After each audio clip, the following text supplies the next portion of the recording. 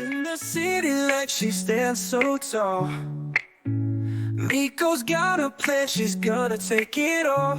In the future, no more catering orders via third party apps. This is in the future. I know when you go to different restaurants, they do have a tab that says catering. I also know when you go through the app, they do use gig apps for right now. Now, without giving anything away, there are some companies doing some of their catering on their own. I get it. I would too. So they looking at the tips and they're like, wow, okay, well, we can take that. And that's what they've been doing. Now, these are some of the companies who will be getting off the gig apps in the future because they're hiring their own 1099 drivers. But for right now, they are taking upon themselves to actually deliver those orders. And of course, you would never know, but I've been in talks with different restaurants and that's what they're doing. And look, I get it because in the future it's going to be lovely.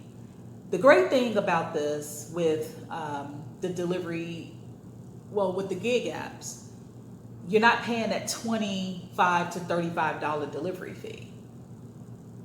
When you go through the website, some of these restaurants, I'm talking about the restaurants, when you go through these restaurants, they don't charge $25 to $35.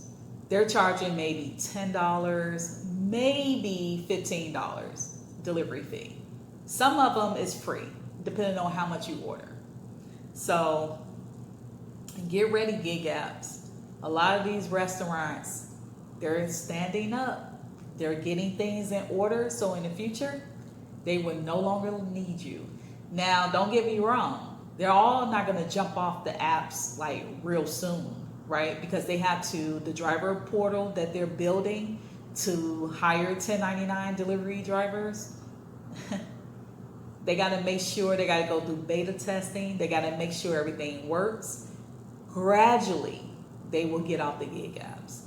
And the best thing about it, the catering orders, those are coming back to the drivers.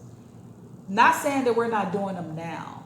I'm talking about really good tips. You don't have to worry about no one stealing your tips. You don't have to worry about tip pool.